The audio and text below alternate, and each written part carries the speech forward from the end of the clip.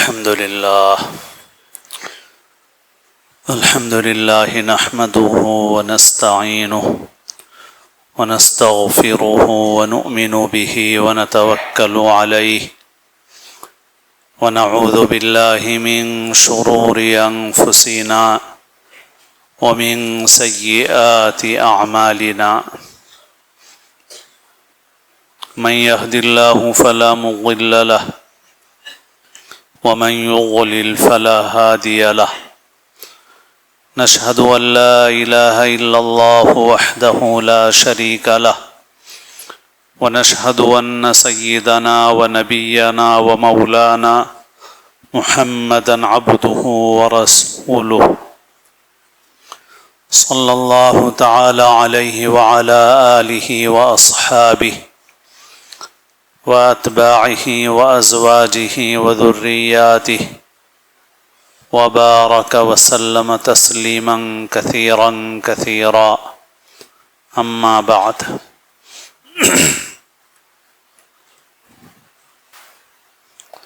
قابل احترام بزرگوں، عزیز دوستوں اور ساتھیوں، گزشتہ کچھ باتیں سورہ فاتحہ کی روشنی میں عرض کی گئی تھیں، انہیں کا تسلسل جاری ہے۔ سورہ فاتحہ جس کی عظمت و برکت سے تقریباً ہر مسلمان واقف ہے، اور جس سورہ فاتحہ کی کثرت سے تلاوت ہوتی ہے، نماز میں بھی اور نماز سے باہر بھی، اور جسے مختلف موقعوں پر پڑھا جاتا ہے،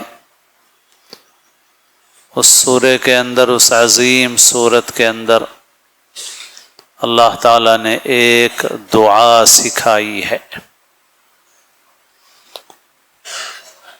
اور صرف ایک ہی دعا رکھی گئی ہے۔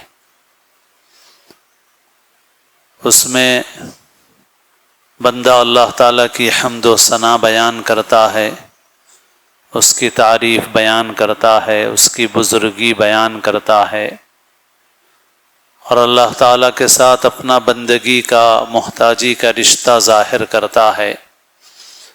پھر اس کے بعد بندہ اللہ تعالیٰ سے مانگتا ہے۔ کیا مانگتا ہے؟ بس ایک ہی چیز ہے جو مانگی گئی ہے، وہ ہے ہدایت، یعنی راستہ پا لینا، صحیح راستہ حاصل کر لینا، صحیح راستہ پا لینا، صحیح راستے پر چلنا۔ اہدنا الصراط المستقیم، اے اللہ صراط مستقیم کی ہدایت عطا فرما دیجئے، سیدھا راستہ دکھا دیجئے، سیدھے راستے پر چلا دیجئے۔ آگے جو کچھ مضمون ہے وہ اسی کی تشریح اور تفصیل ہے۔ صراط الذین انعمت علیہم، ان لوگوں کے راستے پر چلائیے جن پر آپ نے انعام فرمایا ہے۔ غیر المغضوب علیہم، ان کے راستے سے بچائیے جن پر آپ کا غضب نازل ہوا۔ ولا الضالین، اور ان کے راستے سے بھی بچائیے جو ضالین ہیں، یعنی جو بھٹک گئے ہیں، راستہ بھٹک گئے ہیں، گمراہی میں مبتلا ہو گئے ہیں۔ بس یہ سارا مضمون ہے۔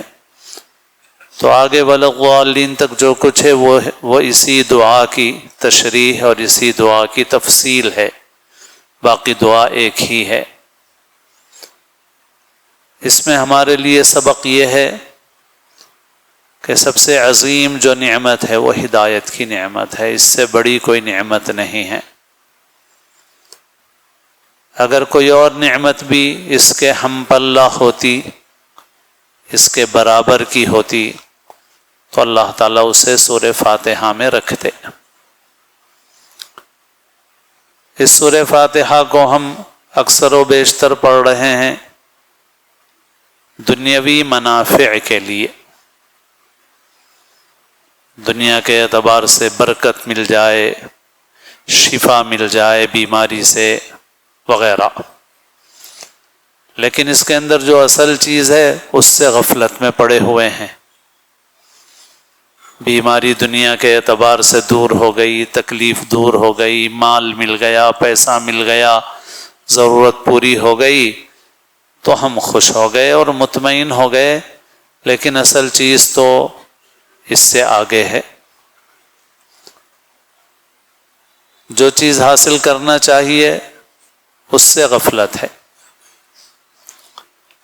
دنیا کے ان منافع کے لیے تو سورہ فاتحہ پڑھی جا رہی ہے، مگر سورہ فاتحہ میں جس ہدایت کی دعا سکھائی گئی ہے، ہم اس ہدایت کے راستے پر ہیں یا نہیں ہیں؟ ہماری اولاد اس ہدایت کے راستے پر ہے یا نہیں ہے؟ ہم اس راستے پر رہیں، اس سے نہ بھٹکیں، ہماری اولاد اس راستے پر رہے، اس سے نہ بھٹکے، ہمیں اس کی سب سے زیادہ فکر ہونی چاہیے۔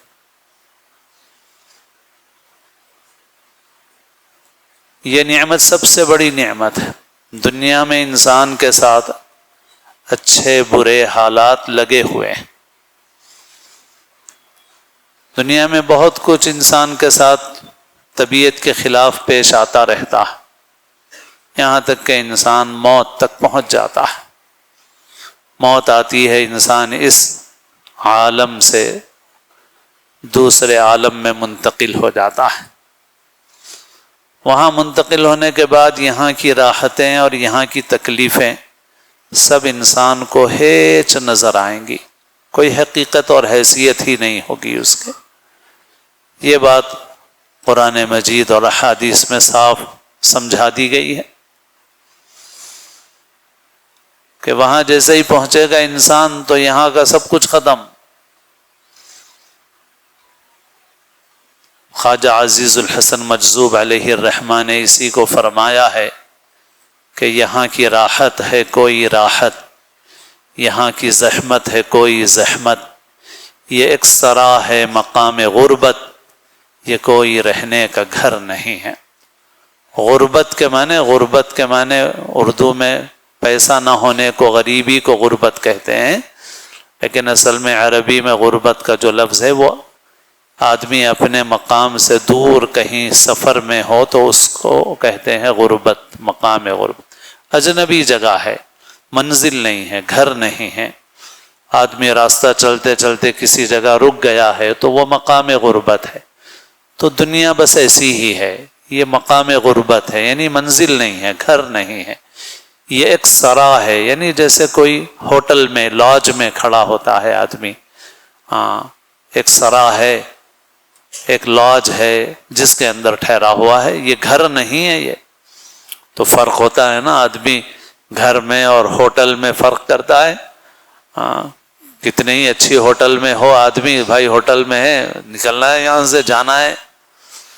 حرم شریف کے سفر میں بھی جاؤ تو اچھے سے اچھے ہوٹل میں حرم کے قریب ٹھہرو، بھائی 1 ہفتہ ٹھہرنا ہے، 10 دن ٹھہرنا ہے، 15 دن ٹھہرنا ہے، پھر اپنا سوٹ کیس پیک کرو، سامان باندھو، اپنا جانا ہے یہاں سے۔ رہنے کی جگہ نہیں ہے یہ گھر نہیں ہے بھائی، یہ ہوٹل ہے یہ۔ بس فرمایا دنیا بھی ایسی ہے، یہاں کی راحت ہے کوئی راحت، یہاں کی زحمت ہے کوئی زحمت، یہ ایک سرا ہے مقام غربت، یہ کوئی رہنے کا گھر نہیں۔ اور ایسے ہی کہا کہ ہم ایسے رہے یا کہ ویسے رہے، وہاں دیکھنا ہے کہ کیسے رہے۔ یہاں کیسے رہے اس کا کوئی اعتبار نہیں ہے، وہاں دیکھنا ہے کہ کیسے رہے۔ تو اصل تو وہاں کی زندگی ہے۔ حدیث شریف میں ہے کہ اللہ تعالیٰ قیامت کے دن فرمائیں گے کہ اس آدمی کو لایا جائے جو پوری دنیا میں سب سے زیادہ راحت و آرام میں تھا۔ پتہ نہیں کون ہوگا، ہم لوگ بھی بہت راحت و آرام میں ہیں، اور بہت سے لوگ دنیا کے اعتبار سے ہم سے زیادہ راحت و آرام میں نظر آتے ہیں، بہت مال والے ہیں، دولت والے ہیں۔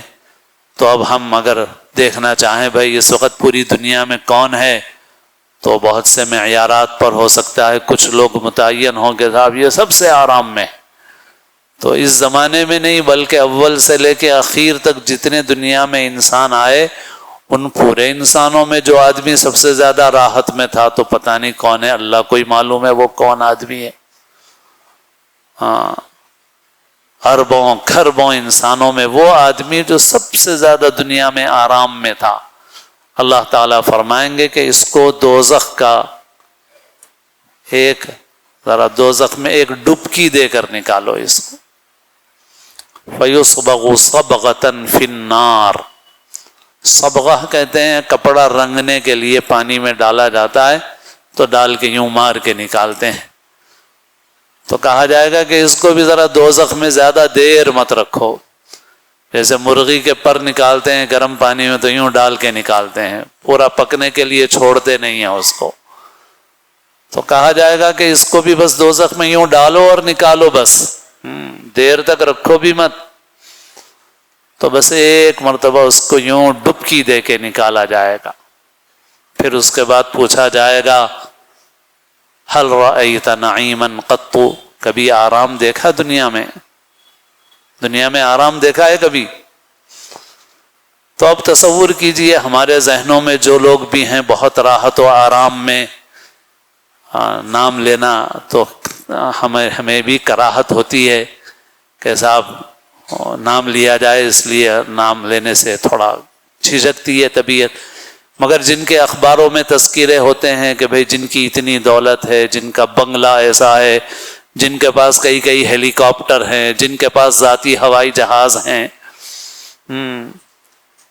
جن کے پاس ذاتی زو اتنا بڑا ہے کہ ریاست کے پاس بھی اتنا بڑا زو نہیں ہے، تو سوچ لو کوئی پتہ نہیں کتنا آرام والا آدمی ہمارے ذہن کے اعتبار سے ہم کو نظر آئے، تو سمجھو تصور کرو کہ اس کو بس ایک مرتبہ یوں ڈبکی دے کے نکالا جائے گا خالی، اور پھر پوچھا جائے گا کہ دنیا میں تو بہت بڑے دولت مند تھے، پورے ملک میں پوری دنیا میں نمبر 1 تھا، نمبر 10 تھا تمہارا، نمبر نکالے جاتے ہیں دنیا میں سب سے زیادہ مالدار آدمی، تو مگر اب کیا تم نے کوئی آرام دیکھا ہے کبھی، راحت آرام؟ تو کہے گا واللہ ما رأیت نعیما قط، کوئی آرام نہیں پایا میں نے، سارا آرام لمحوں میں کافور، ختم، کچھ نہیں۔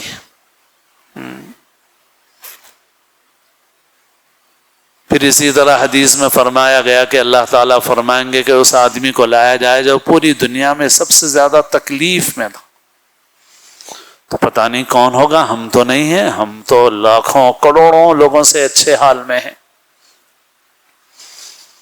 پتہ نہیں کون ہوگا وہ شخص جو پوری دنیا میں سب سے زیادہ تکلیف میں زندگی گزاری اس نے۔